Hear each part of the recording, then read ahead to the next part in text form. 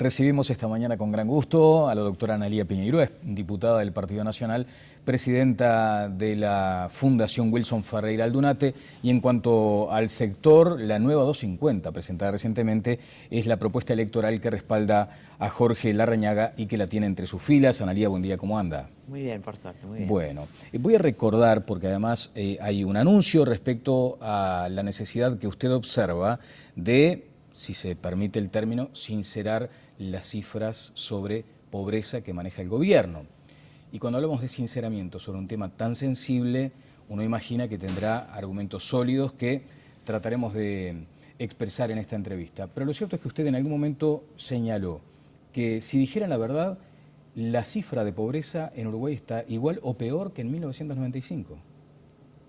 Exactamente. No es un tema nuevo, o sea que no es un recurso electoral. Yo es un tema que lo planteé cuando interpelé al ministro Lesker hace 2 años, se lo pregunté reiteradamente al exministro de Economía, a Fernando Lorenzo, e inclusive hice un pedido de informes al Instituto Nacional de Estadística, que a mi juicio fue contestado insuficientemente y que por lo tanto justamente hoy estoy pidiendo que sea convocado el Instituto de Estadística a la Comisión de Población y Desarrollo para que amplíe la información que se me proporcionó. En el 2008 hubo un cambio, es decir, la pobreza que maneja el gobierno y que maneja como éxito es una medición de los ingresos de la persona en base a una línea de pobreza, que hoy en Montevideo está fijada en 9.650 pesos. ¿Cómo se hace esto? Bueno, se suman los ingresos de los integrantes del hogar, luego se les divide entre el número de sus integrantes y eso que da es el ingreso per cápita del hogar y eso se compara con esa línea de pobreza. Si es menor en Montevideo, 9.650 pesos, se es pobre, si es mayor, no se es pobre. Es así de simple. A nosotros para medir la inclusión social este procedimiento nos parece insuficiente, pero el gobierno, a pesar de que ha hecho algún otro tipo de medición, siempre habla de la disminución significativa de la pobreza durante el gobierno de la izquierda. Bien, vamos a poner la cifra a este comentario. Tiene que ver con ese 7,8% que hoy se indica como el nivel de pobreza, ¿es correcto? Sí, exactamente. Bien, sobre eso usted tiene matices. Antes que continuemos con el desarrollo de esta idea, cuando usted menciona la posibilidad de que el Instituto de Estadística acuda al Parlamento a ampliar la información, algunos pueden llegar a pensar que se están maquillando cifras, ¿se está argentinizando el manejo de datos en Uruguay? No, no, no. Es un cambio en la forma de computarle los ingresos a las personas. El Instituto de Estadística hace lo que le dicen y recogió un cambio en la forma de computar los ingresos de las personas. Entonces ahora, para computarnos los ingresos, se le agregó el valor promedio de la cuota mutual del FONASA. Cuando uno mide ingresos, como normalmente para medir ingresos, para después comparar con la línea de pobreza, se toman en cuenta salarios, jubilaciones, asignaciones familiares, la tarjeta Uruguay Social o tarjeta alimentaria, es decir, es todo dinero contante y sonante que entra al bolsillo de los uruguayos. Al imputar el valor promedio de la cuota mutual se está imputando a ingresos algo que no entra al bolsillo de las personas. Entonces se está aumentando artificialmente los ingresos de las personas y por lo tanto se está bajando artificialmente los niveles de pobreza. Eso puede ser maquillaje, interpretado... No, es un cambio en la forma de computar ingresos, que bueno, puede tener la finalidad que se quiera, pero cuya consecuencia es que se baja artificialmente la pobreza y porque se suben artificialmente los ingresos. El Instituto de Estadística a mí me dice que no es procedente que hoy día se calcule la pobreza incluyendo el FONASA en los ingresos y la pobreza no incluyendo el FONASA en los ingresos. Sin embargo, en el 2008, cuando esta nueva forma de medición de los ingresos se instaló, el Instituto Nacional de Estadísticas lo hizo y presentó, está publicado, presentó las 2 cifras, computando FONASA en los ingresos y sin computar FONASA en los ingresos, y ya en ese momento había una diferencia de 2,4%, o sea, había 80.000 pobres más si no se computaba el FONASA que si se computaba el FONASA. Después hay estudios que están en una publicación del Banco Mundial, en un trabajo de Colafranceschi y Vigorito, en el cual no se toma en cuenta el cómputo de la salud, ni dice ni el FONASA, Y la conclusión a la que se llega, hay un cuadro en el cual están planteadas las cifras, la conclusión a la que se llega es que en 2011 la pobreza, si no se computara el FONASA en los ingresos, sería 5 puntos mayor. En ese entonces eran 170.000 pobres más. Y yo estoy en condiciones de decir que hoy día, de acuerdo a mis propios cálculos, si realmente se computara la pobreza, los ingresos como debiera para hacer la comparación con la línea de pobreza, habría 192.000 pobres más, con lo cual estaríamos en 6 puntos más de pobreza, colocándonos en niveles iguales o muy parecidos en el mejor de los casos a los niveles de pobreza que existían al final del gobierno del Partido Nacional, o sea, en 1994. O sea, está usted mencionando la posibilidad de que la pobreza esté instalada hoy en algo así como el 14%. Un 17.8%. Ah, más todavía, a ver, Sí. son 8 y ¿cuánto me dijo? 5 puntos la más. pobreza está en un 12 punto y algo, 6 puntos más, algo así, un 17 y pico es lo que estaba en 1994. Por eso le mencionaba, la pobreza que se ha medido últimamente es del 7,8%. Usted me decía que sí, que efectivamente es así. No, es un poco más. Es un poco más. Sí, o sea que sí. estaríamos llegando entonces a qué cifra. A un 17 punto algo. ¿Miente el gobierno entonces? No miente, aplicó una metodología diferente que para medir los ingresos de las personas, yo no juzgo intencionalidades, pero eso se tradujo en que la pobreza se baja artificialmente porque se computan ingresos que no son ingresos de las personas. Esto Bueno. no es solamente una inquietud mía. En el momento que se instaló esta nueva forma de computar ingresos, hubo cuestionamientos de académicos y de economistas de distintas orientaciones que luego siguieron insistiendo en este tema, y por algo hay trabajos científicos, técnicos, en los cuales no se computa el FONASA. Analía, un trabajo, ya que menciona, un trabajo académico de la desigualdad del ingreso en Uruguay entre 1986 y 2009. Usted mencionaba al pasar a Andrea Vigorito. Esto es del Instituto de Economía. Y allí se señala en el resumen: en este trabajo se analiza la evolución de la desigualdad de ingresos en Uruguay entre 1986 y 2009 y se estudian sus principales determinantes. Entre 1986 y 1994, dice apenas el comienzo del informe, la desigualdad permaneció casi incambiada, mientras que se incrementó entre 1994 y 2007 y comenzó a descender entre 2007 y 2009. Este es un trabajo académico, científico, es de la Facultad de Ciencias Económicas y contrasta con su opinión, digamos. No, ahí está hablando de desigualdad, ¿no? Que claro, es una cosa diferente. Pero digo, tiene que ver también con esa baja en la pobreza. Son distintos enfoques. No. Una cosa es la baja de la pobreza y otra la desigualdad. Son distintos indicadores totalmente distintos. Justamente el lunes... A ver, si me permite una breve interrupción. ¿No están, en este caso, asociados la baja de la pobreza con el nivel de menor brecha entre ricos y pobres? No, se miden de distintas maneras. Yo explicaba hoy al comienzo cómo se mide la pobreza, la línea de pobreza, cómo se computan los ingresos del hogar para determinar el ingreso per cápita y cómo se compara con esa línea de pobreza para decir si una persona es pobre o no. Claro. Yo digo que para medir la inclusión social el ingreso no es suficiente, hay que tomar en cuenta otros factores. Bien, pero el gobierno ha elegido hablar siempre de pobreza. Bien, se está hablando de la desigualdad del ingreso, mide, ¿no? La desigualdad mide distribución del ingreso y Exacto. distribución de la riqueza, y eso se mide por el índice de Gini. Hay un trabajo académico que no sé si es el mismo, yo lo leí el lunes pasado en el suplemento Economía y Mercado del diario El País, en el cual también es un trabajo de Andrea Vigorito que toma como fuente la recaudación tributaria y que habla justamente de que se disminuyó la desigualdad, pero que se acentuó la concentración de la riqueza. Que es una mirada distinta a este fenómeno, pero son dos indicadores distintos que se miden de maneras totalmente distintas. Que se miden distintos, efectivamente, desde el punto de vista científico. Mi pregunta apuntaba a eso, si no están asociados en la realidad.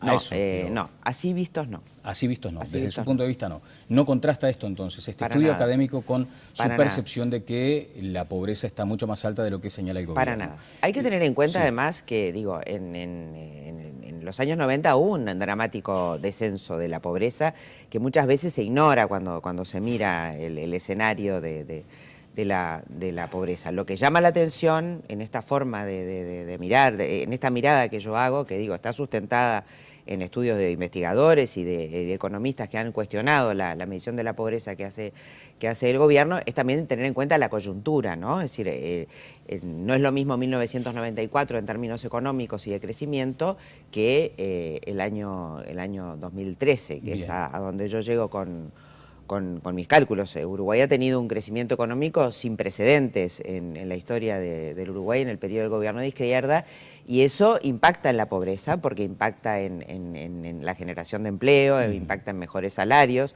o sea que la pobreza debería estar muchísimo más baja de lo que efectivamente está. Bien, tanto el gobierno como sectores oficialistas entienden que hubo crecimiento, pero que además esto vino acompañado por una mejor distribución. ¿Usted no comparte esa mirada hoy? No, obviamente que ha mejorado la distribución. Ahora, hay estudios más recientes que dicen que la distribución no ha sido, este estudio que publicado el lunes pasado, repito, sí, habla de que la distribución, mirando otras fuentes de información, tampoco es tan buena como la que estábamos manejando hasta el momento. Bien, otra cifra que estoy leyendo acá que se manejó por parte del gobierno señalaba que en 2012 29.000 personas salieron de la pobreza. Si uno fuera a contrastar esto con su actual afirmación, digamos que también allí hay una diferencia. Hay diferencias porque eso está tomando en consideración la medición de la pobreza, teniendo en cuenta como ingreso el valor promedio de una cuota mutual del FONASA. Bien, señala usted que no se trata en este caso de una plataforma electoral, que no es un planteo en atención a este tiempo que se está observando. De cualquier forma,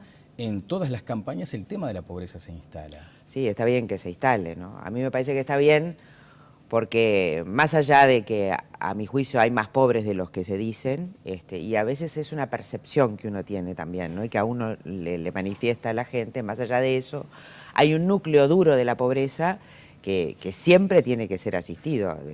El núcleo duro, las personas además que están en el límite, ese límite muy fino entre un poquitito arriba de esa línea que yo hablaba, que es de 9.000 y pico de pesos en Montevideo, un poco menor en el interior, esa gente que está por cualquier circunstancia baja la línea de pobreza y queda, que son 400.000, ¿no? De acuerdo a un estudio de la Facultad de Ciencias Sociales, hay 400.000 que están muy en el límite y hay otros que están debajo. Hacia esa gente hay que dirigir un batallón de políticas sociales que a mi juicio han sido mal enfocadas, y yo, si bien sostengo que tienen que mantenerse las políticas sociales porque nadie ha dicho que no deben existir, deben ser reformuladas para realmente ir hacia la inclusión social, que es lo que a todos a nosotros nos importa, el combate de la pobreza a través de la inclusión social. Bien, el sector de Jorge Larrañaga está asumiendo el desafío de plantear ahora un programa, digamos, una propuesta que está sintetizada en algo así como Familias en Marcha. De eso se trata. Mantener al MIDES, entonces, desde su punto de vista, eso sí no se mueve. No, eso no se mueve como ministerio coordinador de todos los demás actores que tienen que estar presentes en una política social. Mantener las asignaciones familiares, eso sí, a cargo del Banco de Previsión Social, que es el que legalmente tiene competencia para definir quiénes las reciben y pagarlas. Todo concentrado en el Banco de Previsión Social, al igual que la tarjeta Uruguay Social, la tarjeta alimentaria. Nos parece que tiene que estar a cargo del Banco de Previsión Social, porque si es el Banco de Previsión Social el que determina quién recibe las asignaciones familiares, también debe ser quien determina el que recibe la tarjeta Uruguay Social, porque si bien es para gente que está en un escalón un poco más bajo, un sector más vulnerable, hay que aprovechar ya esos estudios técnicos que el Banco de Previsión Social hace para determinar también quién debe recibirlas, con un fuerte componente en la parte nutricional de la tarjeta. A nosotros nos parece que a través de la tarjeta Uruguay Social además hay que perseguir una buena nutrición de la población, y entonces que el Instituto Nacional de Alimentación, como lo ha hecho tradicionalmente, determine cuáles son los alimentos que se pueden comprar con esa tarjeta, sin descuidar los elementos de higiene personal y de higiene del hogar, pero muy acotados, muy definidos claramente los productos que las personas pueden adquirir con esta tarjeta. Y por otro lado, una la tarjeta, asignación... una canasta, digamos, vinculada a esa tarjeta. Vinculada a esa tarjeta, como es ahora, pero mucho más afinada. Nada que no esté en esa lista debe ser adquirido con la tarjeta. Ahora es igual, pero lo que pasa es que los componentes nutricionales no están bien definidos. El Instituto de Alimentación siempre y tradicionalmente definió una canasta de alimentos para que la gente tenga los componentes nutricionales necesarios. Bueno, ahora no es así, nosotros queremos que sea así. Además de los elementos de higiene para el hogar y de higiene personal que también nos parecen necesarios, pero hay algunas cosas que ahora son admitidas que nos parece que no deberían ser admitidas. Bien, en materia de asignaciones familiares, un control... Hablé de duplicarlas en algún momento y ahora lo voy a decir por qué. La asignación familiar, en primer lugar, que continuará existiendo, es un beneficio que hace añares que existe, pero con un fuerte control de las contrapartidas que la ley impone, la asistencia de la educación primaria y la educación secundaria y el control de la salud. Hoy se está controlando solo primaria, no se está controlando la inscripción y asistencia a secundaria. Una duplicación en los casos de tratarse de niños o jóvenes menores de 14 años que salgan del trabajo infantil y resuelvan reinsertarse en el sistema educativo. Una prestación, una asignación familiar complementaria por una sola vez de 5 bases de prestaciones de contribución para quienes completen la educación superior, la educación básica superior, secundaria. Y bueno, por ahí serían el tema de las asignaciones familiares y de la tarjeta Uruguay Social. ¿Está estimado ese monto de inversión, Ana Lía? ¿Está estimado? No está estimado, lo tenemos estimado, sí, no recuerdo ahora el monto, pero no es significativo porque al haber una mayor focalización de la prestación, el costo en materia de prestaciones no incidiría mucho. Nosotros creemos que hay un problema serio de focalización todavía en materia de asignaciones familiares desde el momento en que no se está controlando integralmente las contrapartidas que la ley exige en materia de asignaciones familiares. ¿Cuántas asignaciones familiares serían duplicadas de acuerdo a este diagnóstico que usted hace? Bueno, nosotros duplicadas no sabemos porque no hay un censo actualizado de cuáles son las personas, los niños y jóvenes que están en el trabajo, infantil. Asume y promete tiene que ser hecho a través de un trabajo de campo. Un número que no existe, digamos. ¿Promete una duplicación de asignaciones sobre un número que no está estimado? No está estimado, pero nosotros creemos que es suficiente la asignación actual en materia de asignaciones familiares para poder cumplir con ese requisito. Esto tiene que ser acompañado de un trabajo de campo en el cual el Ministerio de Desarrollo Social va a tener que acompañar porque en todas las áreas que van a ser de sus competencias el trabajo de campo va a ser un trabajo muy exhaustivo y ahí va a haber que ir detectando quiénes son los niños que hoy trabajan y están por fuera del circuito educativo. Ese es un tema que tenemos planteado como sociedad. Ha habido una gran omisión de los gobiernos de izquierda en el tema de la erradicación del trabajo infantil. Nosotros hemos hecho especial hincapié en la erradicación del trabajo infantil de los niños que trabajan en la basura, pero hay niños que también trabajan en el área rural. Hay que saber delimitar también cuáles son las formas de trabajo infantil que conspiran contra la salud, la higiene y la continuidad de los muchachos en el circuito educativo o la baja de rendimientos en el circuito educativo. Pero con una correcta focalización, lo que hoy se está invirtiendo en asignaciones familiares no es necesario un incremento, a nuestro juicio, de lo que hoy se está invirtiendo para cubrir a esas poblaciones. Y de ser necesario, vamos a incrementar el presupuesto. Bien. Porque a nosotros nos importa poder cumplir con estas prestaciones sociales adecuadamente, porque además, como van a estar complementadas con inserción en el sistema educativo o capacitación y formación profesional de los padres de quienes perciban este beneficio o de los integrantes del núcleo familiar que perciban el beneficio de la tarjeta Uruguay Social, le estaremos dando a esa gente instrumentos para que salgan de la situación en la que se encuentran a través del trabajo y de la educación, que es lo que nos parece correcto. ¿Se siente ministra de Desarrollo en un eventual gobierno de Larrañaga? El doctor Larrañaga, y me parece bien, no ha hablado de su gabinete. Él dice que tiene los nombres en la cabeza, no nos lo ha transmitido. A mí me parece bien porque antes de ganar no está bien estar mencionando integrantes. O sea, está mal la designación anticipada de ministros posibles. Lo que hizo Vázquez en su momento con Astori. Usted ha señalado que no le da garantías el hecho de que Vázquez señale a Astori como futuro ministro de Economía, o lo Ya que hace, no. por ejemplo, la calle Pou, señalando a Pablo da Silveira como futuro ministro de Educación? Son distintos estilos. Yo creo que primero hay que ganar la elección interna, hay que ser candidato del partido. Ahí ya existen otras posibilidades de ganar la elección y creo que en ese caso sí está bueno empezar a anunciar porque eso es una forma de dar garantías y de dar certezas. Todavía estamos en la elección interna. Nosotros tenemos puesto el foco en ganar el 1 de junio. Queremos que el doctor Larrañaga sea el candidato a la presidencia por el Partido Nacional porque estamos convencidos que es el único que puede ganarle al doctor Tabaré Vázquez y como queremos ganar la elección, estamos focalizados en eso. ¿Y cómo lee las encuestas, por ejemplo? Hay una hoy que asoma señalando mucha paridad entre los candidatos. ¿Va a ser reñida, va a ser abierta o está resuelta? Yo creo que el doctor Jorge Larrañaga está muy consolidado dentro del partido. Nosotros contamos con la información de las empresas grandes, de Factum, de cifras, de equipos, que no dan eso que hoy se da a través de la prensa. Digo, la gran encuesta va a ser dentro de pocos días, creo que quedan 27, 26 días y estamos muy confiados, muy confiados. La nueva 250, ¿no? Es el sector que usted integra en este momento.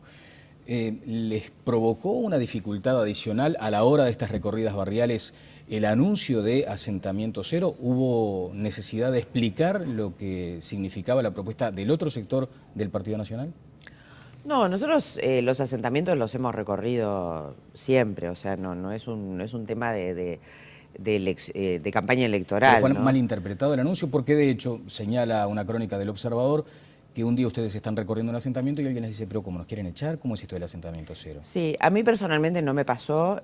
Supongo que es porque como hemos recorrido esas zonas de Montevideo durante los 5 años y saben lo que pensamos sobre esos temas. Es más, en algunos lugares de Montevideo hemos tratado de ir averiguando la situación jurídica en la que se encuentra el territorio que está ocupado por el asentamiento. En algunos otros hemos tratado de ver a ver si se les puede dar el acceso al agua o el acceso a los servicios. La gente sabe perfectamente qué es lo que pensamos, que en realidad nosotros lo que tratamos es de que esa gente pueda vivir dignamente. Sabemos perfectamente y la gente sabe, la gente con la que hablamos saben que hay lugares en los que están alojados en los cuales no van a poder seguir viviendo y que va a venir en algún momento va a venir un realojo para bien de todos, ¿no? Bueno. Nosotros lo que no ponemos es una fecha determinada, sino simplemente la voluntad, en el programa de gobierno está, de trabajar para que esa gente pueda vivir dignamente. O sea, hacerle llegar los servicios y urbanización a los lugares donde se puede y a otros lugares de acuerdo a las necesidades y conveniencias de cada familia ir tratando de realojarlos, porque hay que tener en cuenta algo. Dentro del tejido urbano hay viviendas con servicios y adecuadas donde la gente también puede ser realojada. Y hay mucha más gente pobre viviendo dentro del tejido urbano que dentro de los asentamientos. Entonces hay realidades que hay que tener en cuenta a la hora de abordar esto. Pero me parece que nadie puede asustarse porque manifestemos nuestra voluntad de que hay que vivir más dignamente y que esa situación es muy precaria y que no se puede sostener. Bueno, estuvieron muy activas las redes sociales durante la entrevista con usted. Dice, imagino que si gana el gobierno blanco seguirá con el plan Juntos para ayudar a la gente más pobre. ¿Está contemplado eso? Creo que hay que buscar políticas de vivienda mucho más eficientes. El plan Juntos, yo me acuerdo que una vez hice un cálculo y me daba que al ritmo que iban a tardar 70 años en cumplir con el objetivo que se habían trazado originalmente. Entonces me parece que hay que buscar políticas de vivienda para los sectores más carenciados mucho más eficientes y mucho más rápidas. Bueno. A mí me parece un esfuerzo muy loable el que intentó hacer el presidente, pero no ha tenido éxito en sus resultados. O sea que hay que buscar programas de vivienda para las personas que efectivamente lo necesitan mucho más eficientes. Bueno, después dice alguien por acá, no está dando datos cuantificables, solo opiniones. Bueno, usted entiende que hay que medir luego, ponderar el número de personas a las que a las que se abarcaría con las políticas sociales que pretende, en este caso, el sector de Larrañaga. Bueno, efectivamente sí. Ahora, lo que está clarísimo es que nosotros sí hay que invertir más en políticas sociales, porque tradicionalmente se ha invertido 1/5 del producto. Digo, el incremento del gasto público social, si uno saca lo de educación y lo de salud, que ha habido un fuerte incremento con el apoyo del Partido Nacional, en el resto no ha habido, tradicionalmente siempre se ha invertido lo mismo. Nosotros estamos dispuestos a invertir muy fuertemente en este tipo de, si cuestan más que las actuales, no nos importa, en este tipo de políticas sociales que promuevan a las personas, no al asistencialismo actual, sino que promuevan a las personas y que les permita ser asistidos en el momento en que lo necesitan porque están en situación de vulnerabilidad socioeconómica, pero que a la vez reciban instrumentos que les permitan salir de su situación a través de la educación y el trabajo. Y creemos que esa es una muy buena inversión. Si tenemos que invertir más de lo que ha invertido el gobierno del Frente Amplio y más de lo que tradicionalmente se ha invertido en materia de políticas sociales, lo vamos a hacer porque queremos la promoción de las personas y que se termine en el Uruguay con la exclusión social. Ha sido muy amable. A ustedes. Muchísimas gracias a la señora diputada Analía Piñeirúa. Vamos a la pausa y seguimos adelante en Tele Buen Día.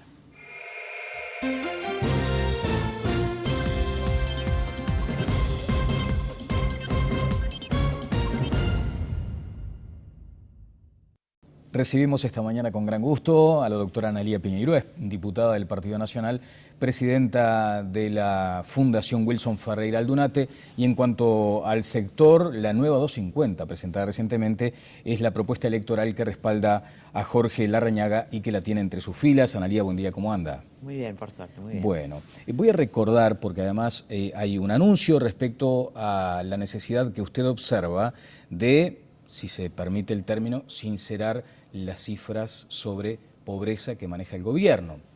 Y cuando hablamos de sinceramiento sobre un tema tan sensible, uno imagina que tendrá argumentos sólidos que trataremos de expresar en esta entrevista. Pero lo cierto es que usted en algún momento señaló que si dijeran la verdad, la cifra de pobreza en Uruguay está igual o peor que en 1995.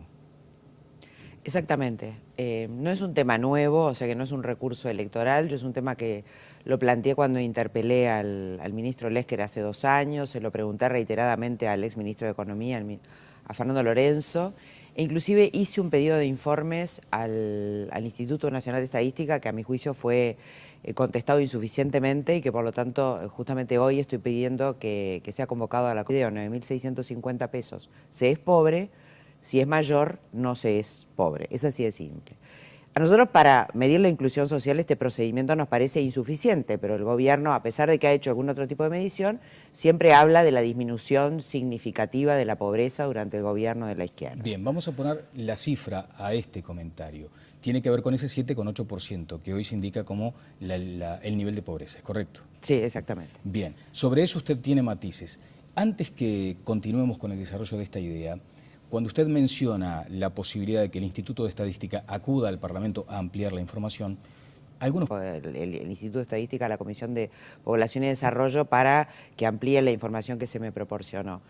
En el 2008 hubo un cambio, es decir, la pobreza que maneja el gobierno y que maneja como éxito es una medición de los ingresos de la persona en base a una línea de pobreza, que hoy en Montevideo está fijada en 9.650 pesos.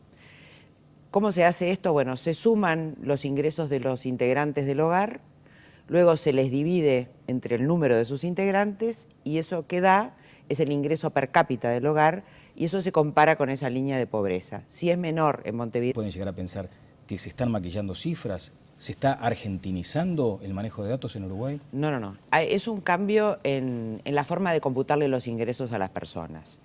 El Instituto de Estadística hace lo que le dicen y recogió un cambio en la forma de computar los ingresos de las personas. Entonces ahora, para computarnos los ingresos, se le agregó el valor promedio de la cuota mutual del FONASA.